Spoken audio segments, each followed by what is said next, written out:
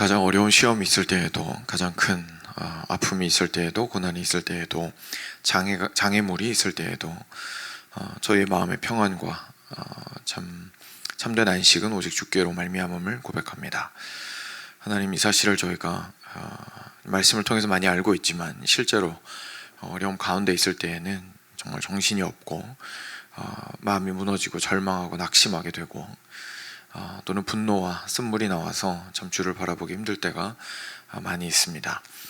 하나님, 아침마다 이렇게 주님께 나오는 이 시간들을 통하여서 하나님께서 우리 마음 가운데 주님만을 바라보게 하시고 참된 평안과 안식이 주께로부터 말미암음을 저희로 알게 하시기를 간절히 간구드립니다. 하나님, 지금이 평온하고 지금이 형통한 시기라면 이 시간들을 통하여서 오히려 주님과 함께 보내는 이 시간들이 닥쳐올 수도 있는 어려움 가운데에서 능히 이겨낼 힘을 얻도록, 그때에도 하나님을 바라보게 되는 근거가 될 수 있도록 해주시기를 원합니다. 혹시 지금 당장 어려움 가운데 있다면 주님께서 또한 도와주심으로 말미암아 이 아침 시간이 주님께 시선을 돌리고 고정시킬 수 있는 그러한 시간이 될 수 있도록 은혜 베풀어 주시옵소서. 하나님, 계속해서 시편 묵상하고 있습니다. 정말 현실적이고 삶 가운데에서 하나님을 향해서 부르짖는 시인의 그 부르짖음들이 참 저희의 부르짖음이 될 수 있도록 해주시고, 같은 고백으로 주님을 찾을 때에 같은 주께서 그 구원의 손길을 우리에게 베풀어 주시기를 다시 한번 간절히 간구드립니다. 주님께서 우리의 기도와 그리고 모든 우리의 마음의 소원을 들으실 줄을 믿사오며 오늘 말씀을 통해서 주의 음성을 기대합니다. 우리 주 예수 그리스도의 이름으로 기도드렸습니다. 아멘. 네, 시편 68편 보겠습니다.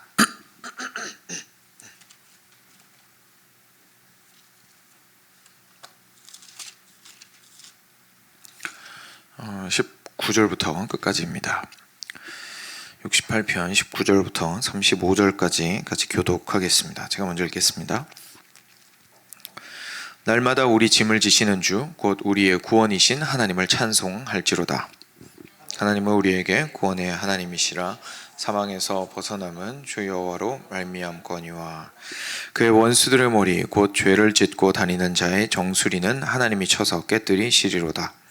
주께서 말씀하시기를 내가 그들을 바산에서 돌아오게 하며 바다 깊은 곳에서 돌아나오게 하고 내가 그들을 심히 치고 그들의 피에 내 발을 잠그게 하며 내 집의 개의 혀로 내 원수들에게서 제 분깃을 얻게 하리라 하시도다.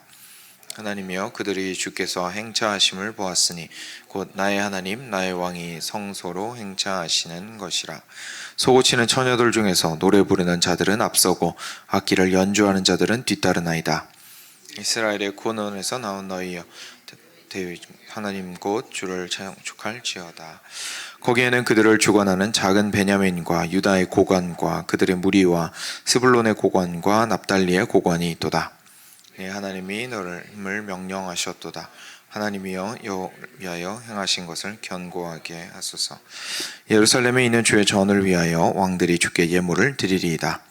갈밭의 들짐승과 숫소의 무리와 만민의 송아지를 꾸짖으시고 은 조각을 발 아래에 밟으소서. 그가 전쟁을 즐기는 백성을 흩으셨도다. 고관들은 애굽에서 나오고 구스인은 하나님을 향하여 그 손을 신속히 들리로다. 땅의 왕국들아, 하나님께 노래하고 주께 찬송할지어다. 옛적 하늘들의 하늘을 타신 자에게 찬송하라. 주께서 그 소리를 내시니 웅장한 소리로다. 너희는 하나님께 능력을 돌릴지어다. 그의 위엄이 이스라엘 위에 있고 그의 능력이 구름 속에 있도다. 하나님이여, 위엄을 성소에서 나타내시나이다. 이스라엘의 하나님은 그의 백성에게 힘과 능력을 주시나니 하나님을 찬송할지어다. 아멘. 네, 어제에 이어서 시편 68편 뒷부분 말씀 같이 보도록 하겠습니다. 어제 말씀 나누기 전에 잠깐 언급드렸던 것과 같이 저희가 시편을 읽을 때에는 그냥 단순하게 무엇을 배울까라는 자세보다도 어떻게 하면 함께 고백할까라는 자세로 보게 되면 오히려 더 묵상이 잘 될 것입니다. 실제로 시편은 이스라엘 백성들이 노래했던 노래이고요. 예배 때마다 부르면서 기도로 삼았던 내용들입니다. 그래서 지금 여기서 항상 보시면 우리 함께 뭐뭐 하자 이런 표현들이 많이 나오잖아요. 그래서 실제로 예배하면서 부르고 찬양했던 내용들입니다. 그래서 잠언이라든지 욥기라든지 이런 책들이랑은 조금 결이 다르죠. 예. 그래서 저희가 묵상을 할 때에 시편 묵상을 할 때에 잘 이해되지 않더라도 함께 그 고백을 하게 될 때에 오히려 더 은혜를 누리게 될 수 있는 것이 바로 시편입니다. 오늘 말씀으로 들어가겠습니다. 날마다 우리 짐을 지시는 주 곧 우리 구원의 하나님을 찬송하리로다. 하나님은 우리에게 구원의 하나님이시라. 사망에서 벗어남은 주 여호와로 말미암거니와 그의 원수들의 머리 곧 죄를 짓고 다니는 자의 정수리는 하나님이 쳐서 깨뜨리시리로다 라고 이야기를 하고 있는데요. 지금 여기에서 19절에서 말하고 있는 우리 짐을 지시는 주라는 표현은 저희한테는 보통 저희 인생의 짐 이렇게 이야기를 할 수가 있는데 근데 원래 여기에서 지금 의미하는 건 무슨 뜻이냐면 전쟁의 짐을 의미합니다. 실제로 앞에 지금 이스라엘 백성들이 맞이하고 있는 위협이 있는 거죠. 그래서 적군이 와서 너무 힘들고 어려운 상황 속에 있고 언제 죽을지 모르는 상황 속에 있고 위험하고 위협이 되고 이런 어려움 속에 있는데 하나님께서 어제 말씀 혹시 기억하신다면 용사의 모습으로 장군의 모습으로 지금 드러나고 계시거든요. 그래서 장군처럼 이 이스라엘 백성들을 이끄시고 승리로 이끄시고 그리고 모든 싸움을 싸우신다라는 뜻입니다. 그래서 우리가 너무너무 지금 앞에 있는 적군 때문에 마음이 무겁고 짐이 되어 있는데 그것을 능히 감당하시는 분은 오직 주님이십니다 라고 고백하고 있는 거죠. 물론 우리의 삶으로 들고 들어와서 적용할 때에는 당연히 우리 삶에 마치 전쟁과도 같은 여러 짐들이 있을 때에 저희가 당연히 함께 고백할 수 있는 그런 말씀일 겁니다. 그래서 우리 삶 속에서 어떠한 짐이 있든지 간에 그 짐을 지시는 분이 우리 주님이시고 그것이 하나님의 구원이라는 사실을 저희가 기억했으면 좋겠습니다. 구원이라는 것이 그냥 단순하게 우리가 행할 일들을 제시하는 것이기만 하다면 그것은 별로 참된 구원이라고 이야기하기 힘듭니다.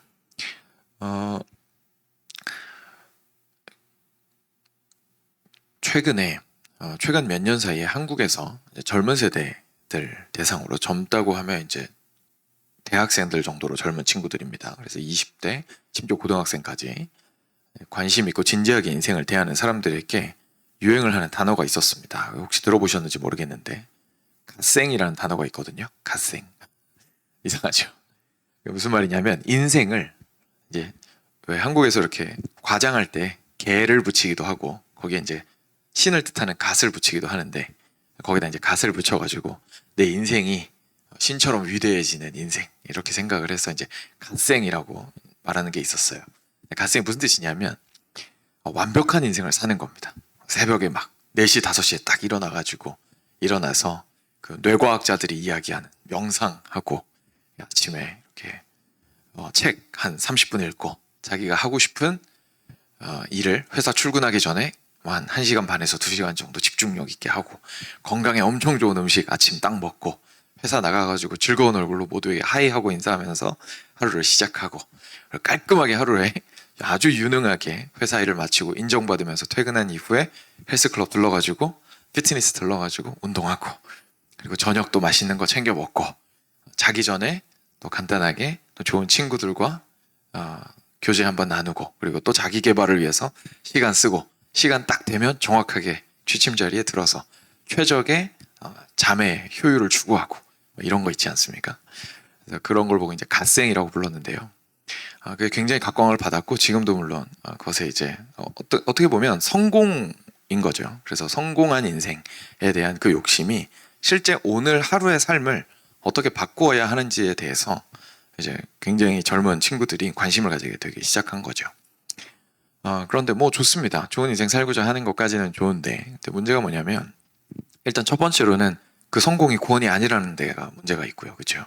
참된 구원이 아니라는 것을 사실 인생을 다 살고 나면 꽤 시간이 지나고 나면 깨닫게 되는 부분들이 분명히 있는 것 같습니다. 그리고 두 번째 문제가 뭐냐면 결국 그 갓생을 어떻게 살아야 하는지에 대해서 리스트업을 해주는 분들의 이야기는 결국은 그냥 말 그대로 리스트업이라서 그 인생을 살아야 하는 사람은 결국 자기 자신입니다.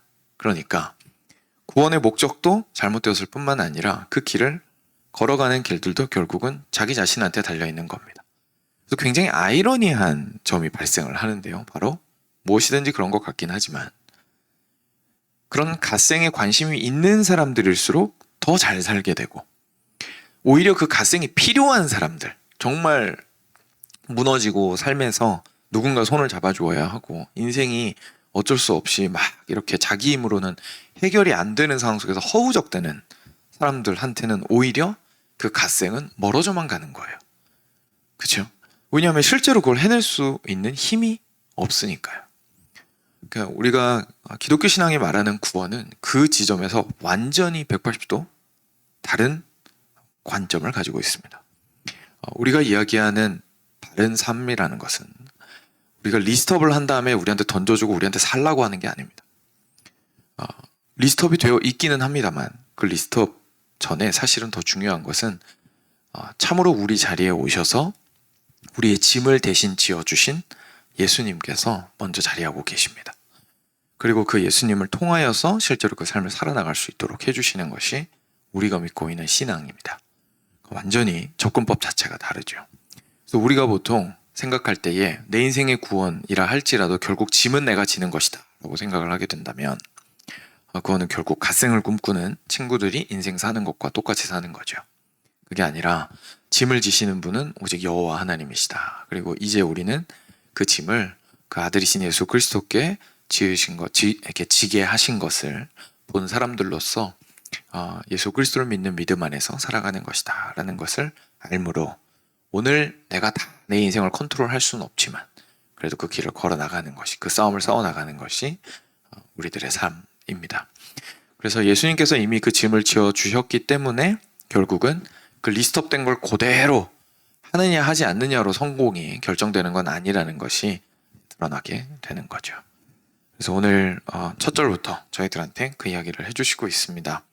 날마다 우리 짐을 지시는 분은 바로 우리 하나님이십니다. 그래서 하나님은 우리에게 구원을 주시는 분이시고 그렇습니다. 그래서 21절 말씀은 이제 어제도 많이 등장을 하고 설명을 드렸지만 우리에게 우리를 위해서 일어나시는 장군 하나님은 결국 적군한테는 가장 두려운 존재입니다. 이순신 장군이 우리 편이면 든든하지만 남의 편이면 너무너무 두려울 것처럼, 그렇죠? 그 당시에 왜구의 입장에서는 너무나 두려운 존재였던 것처럼 마찬가지죠. 하나님께서 장군으로 털고 일어나시면 하나님께서 위하시는 백성들은 너무 든든하지만 그 반대편에서는 두려울 수밖에 없습니다. 그래서 그것에 대해서 이야기를 하고 있는 것이고요. 주께서 반드시 멸망시키실 것이다. 그리고 이어서 22절입니다. 주께서 말씀하시기를 내가 그들을 바산에서 돌아오게 하며 바다 깊은 곳에서 도로 나오게 하고 내가 그들을 심히 치고 그들의 피에 내 발을 잠그게 하며 내 집에 개의 혀로 내 원수들에게서 제 분깃을 얻게 하리라 라고 이야기하십니다. 여기에서 하나님께서 그 바산은 어제 말씀드렸던 것처럼 예루살렘에서 좀 멀리 떨어져 있습니다. 동북쪽에 위치해 있는데요. 갈릴리 근처에. 그렇게 멀리서부터도 하나님께서는 불러내실 것이고 가장 깊은 곳에 있는 자라 할지라도 하나님께서 일으켜 세우실 것이다. 그리고 적군에 대해서는 정말 어떻게 보면 뭐랄까요, 치욕스럽게 그 벌을 내리실 것에 대해서 이야기를 하고 있죠. 내 집에 개의 혀로 내 원수들에게서 제 분깃을 얻게 하리라. 그러니까 사람이 가서 얻는 것도 아니고 그 집에서 가장 낮은, 요즘은 교회 위치가 좀 달라지긴 했지만 그 당시에는 이제 가장 낮은 위치에 있었던 개가 가서 그 탈취물을 얻을 정도로 그들이 완전히 무너지리라 라고 아주 어떻게 보면 멸시하는 그런 표현들을 하고 계십니다. 그래서 지금 현재 하나님을 대적하는 사람들의 마지막에 대해서 이야기해 주시고 있죠. 24절입니다. 하나님이여 그들이 주께서 행차하심을 보았으니 곧 나의 하나님 나의 왕이 성소로 행차하시는 것이라. 소고치는 처녀들 중에서 노래 부르는 자들은 앞서고 악기를 연주하는 자들은 뒤따르나이다. 이스라엘의 근원에서 나온 너희여 대회 중에 하나님 곧 주를 송축할지어다. 거기에는 그들을 주관하는 작은 베냐민과 유다의 고관과 그들의 무리와 스불론의 고관과 납달리의 고관이 있도다. 자, 여기서 지금 시인이 그리고 있는 그 뭐랄까요, 눈에서 좀 상상을 하고 있는 장면이 무엇인지 잘 드러납니다. 하나님께서 지금 성소로 행차하고 계신 거예요. 그러니까 우리가 영적인 의미로 보자면 하나님께서 실제로 눈에 보이게 행차하신 적은 없었습니다. 그렇지만 항상 하나님께서는 광야에 있을 때에도 성막에서 그 성소에서 하나님께서 임재하시는 모습들을 간혹 보여주셨고, 무엇보다도 구름 기둥과 불 기둥으로 항상 함께하면서 기둥이 떠오르면 무리가 움직이고, 기둥이 이렇게 내려오면 그 자리에서 머물게 되고, 그리고 다시 떠오르시기 전까지는 절대로 움직이지 않는 모습들을 통해서 하나님께서 항상 민족과 함께 하시다는 사실을 보여주셨습니다. 성전에서도 마찬가지였죠. 놀랍게 하나님께서 영광 가운데 임하시는 것들을 보여주신 적이 있었습니다. 그런데 그 장면을 지금 전쟁에서 승리하고 자신의 집으로 돌아가는, 자기 백성에게로 돌아가는 장군의 그 개선 행진과 같이 지금 표현을 하고 있는 거죠. 그래서 하나님께서는 자기 백성을 위해서 싸우시고 이제 자기의 자리로 다시금 돌아가고 계시다라는 것을 부르고 있습니다. 그 자리에서 백성들은 당연히 뭘 하겠습니까? 승리하고 돌아온 그 장군을 향해서 환호성을 외치고 찬양을 하고 찬미를 하고 그 영광을 높이고, 그리고 그 전쟁에서 이루었던 모든 공을 그분께 돌리게 되겠죠. 그래서 다윗이 돌아왔을 때 정말 만만을 죽였다고 이제 사람들이 막 찬양을 했던 것처럼 우리 왕이신 하나님의 승리를 함께 찬양하는 사람들의 모습을 지금 현재 그리고 있는 것이죠. 근데 그 장면 처음에 뭐라고 이야기하냐면 그들이 보리라라고 되어 있죠. 네, 그들이 주께서 행차하심을 보았으니 라고 되어 있습니다. 결국은 하나님을 끝까지 대적했던 그 무리들도 하나님의 그 승리의 개선 행진을 보게 될 것이다 라는 이야기를 하고 있습니다. 근데 거기에는 얼마나 많은 사람들이 함께 하게 될 것이냐면 이스라엘의 근원에서 나온 모든 사람들, 다시 말해서 한 명도 빼놓지 않고 모든 이스라엘을 의미를 하겠죠. 그래서 모든 이스라엘이 함께 모인 그 대회 중에서 송축할 것이고, 그 자리에는 가장 작은 지파에 해당하는 베냐민, 그리고 가장 큰 지파 중에 하나에 해당하는 유다, 그래서 가장 작은 자와 큰 자가 모두 함께 할 것이고, 그리고 비교적 멀리 있는 스불론과 납달리까지도 함께 하여서 그 자리에서 주를 찬양할 것이다 라고 이야기하고 있습니다. 그래서 상상해 보시면 하나님께서 저기서 멀리서 승리하고 돌아오시는 장군으로서 들어오실 때 이스라엘 가장 먼 곳에 있는 사람까지 다 예루살렘에 모여가지고 전부 운집을 해서, 구름같이 운집을 해서 거기서 함께 찬양을 하는 장면을 지금 꿈꾸고 있다는 것을 저희가 보게 됩니다. 28절입니다. 너의 하나님이 너의 힘을 명령하셨도다. 하나님이여 우리를 위하여 행하신 것을 견고하게 하소서. 그래서 이것을 꿈꾸는 그가 이제 하나님을 바라보며 힘을 주시기를 위해서 간구하고 있습니다. 하나님께서 힘을 명령하십니다. 굉장히 놀라운 표현이죠. 하나님께서 그냥 단순히 힘을 주시는 것이 아니라 하나님께서 빛이 있으라 라고 하신 것처럼 힘이 있으라 라고 하신다라는 얘기입니다. 우리한테 지키라고 하시는 것이 아니라 하나님께서 명령하시는 것은 이루어집니다. 하나님께서 명령하시는 것은 이루어집니다. 그것이 앞서 말씀드렸던 갓생을 리스트업하는 거랑 실제 하나님이 주시는 구원의 가장 큰 차이점이죠.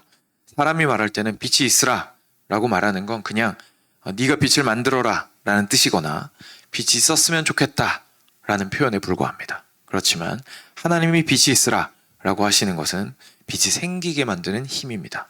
그래서 하나님께서 힘이 있기를 명령하셨다라는 것은 힘내라 라는 얘기가 아니죠. 힘을 줄 것이다 라는 말씀이죠. 하나님께서 힘을 줄 것을 명령하실 때에 우리는 참되게 힘을 얻게 될 것입니다. 그래서 하나님께서 그렇게 당신의 구원을 주십니다. 그러니 하나님 우리를 위해서 행하신 것이 흔들리지 않고 견고하게 하여 주시옵소서. 예루살렘에 있는 주의 전을 위하여 왕들이 주께 예물을 드립니다. 갈밭의 들짐승과 숫소의 무리와 만민의 송아지를 꾸짖으시고 은조각을 발 아래에 밟으소서. 그가 전쟁을 즐기는 백성을 흩으셨도다. 고관들은 애굽에서 나오고 구스인은 하나님을 향하여 그 손을 신속히 들리로다. 그래서 여기 나오는 갈밭 이런 거는 다 이제 애굽을 뜻하는 겁니다. 이렇게 애굽하면 이집트 하면 왠지 갈대밭 같은 거 생각나지 않으세요? 나일강에 있는 갈대 이런 거 생각나는데 그런 얘기입니다. 그래서 애굽이나 구스인이나 모두 이제 또 비슷한 지역 사람들이고요. 그래서 그 아프리카 쪽에 해당하는 이집트 사람들, 그들의 고관들이 그리고 그 사람들이 하나님을 함께 찬양하게 될 것입니다. 그래서 땅의 왕국들아 하나님께 노래하고 주께 찬송할지어다 라고 부르고 있습니다. 옛적 하늘들의 하늘을 타신 자에게 찬송하라. 주께서 그 소리를 내시니 웅장한 소리로다. 너희는 하나님께 능력을 돌릴지어다. 그의 위엄이 이스라엘 위에 있고 그의 능력이 구름 속에 있도다. 하나님이여 위엄을 성소에서 나타내시나이다. 이스라엘의 하나님은 그의 백성에게 힘과 능력을 주시나니 하나님을 찬송할지어다. 아멘. 사랑하는 여러분, 하나님께서 힘과 능력이 되시고 그리고 그분의 그 힘과 능력이 성소에서 나타나서 우리로 하여금 그 힘을 받아 능히 승리하게 하시고 그리고 그분을 찬양하게 하십니다. 이것이 하나님의 백성이 되었다는 것의 의미입니다. 그리고 이스라엘 백성들이 놀랍게 자기 인생들 속에서 광야를 헤맬 때 또는 성전 가운데에서 이스라엘 백성들만 이것을 경험했던 것이 아니었습니다. 실제로 우리는 예수님 안에서 이 장면을 경험하게 됩니다. 예수님을 통해서 우리가 구름 기둥, 불 기둥으로 임하시는 주님, 놀라운 번개와 웅장한 소리와 그것들로 임하시는 주님을 본 적은 없지만 예수님 안에서 더 생생하고 선명한 하나님의 형상을 보게 됩니다. 우리 하나님께서 얼마나 큰 능력이 있으신지, 얼마나 우리를 구원하기 기뻐하시는지, 얼마나 자기 자신을 내어주시기를 원하시는지, 얼마나 우리가 당신과 함께하기를 원하시는지, 얼마나 죄를 미워하시는지, 그리고 어떻게 반드시 당신의 대적을 물리치시고 멸망시키실 것인지, 어떻게 최종 승리를 가져오실 것인지, 어떻게 마지막에 완성을 해주실 것인지에 대해서 예수님을 통해서 저희는 더 선명하게 볼 수 있게 되었습니다. 그러니 우리가 정말로 힘이 필요하고 능력이 필요할 때 누구에게 갈 수밖에 없겠습니까? 예수님의 이름을 부를 수밖에 없습니다. 그리고 예수님의 이름을 부른다는 것은 그만큼 확실한 것입니다. 하나님께서 우리에게 힘을 명령하십니다. 그리스도의 이름으로. 그래서 우리가 함께 예수님의 이름을 부르면서 주께 나아갈 때에 항상 확신함으로 주님의 이 말씀을 믿는 믿음으로 붙들고 같이 나아갔으면 좋겠습니다. 삶 가운데에서 여러 가지 어려움들 있을 수 있습니다. 굉장히 힘들고 어렵지만 절대로 하나님께서 우리의 약함을 보고 네가 이렇게 살라고 말을 했는데 왜 못 사냐라고 말씀하시지 않습니다. 왜 못하니라고, 왜 안 하니라고 말씀하신 거 딱 하나밖에 없을 겁니다. 왜? 은혜로 나아오지 않느냐 라고만 말씀하실 겁니다. 왜냐하면 모든 것은 거기에서 시작하기 때문에 그렇습니다. 그래서 우리가 은혜로 나오기를 게을리하지 아니하고 주께서 주시는 힘과 능력이 가득한 은혜의 자리로 나왔을 때에 주님께서 명령하신 그 힘을 받아 누리고 온전히 승리의 그 행진에 동참할 수 있게 될 겁니다. 약속된 것이니 저희가 확신함으로 나아가기 원합니다. 함께 기도하겠습니다.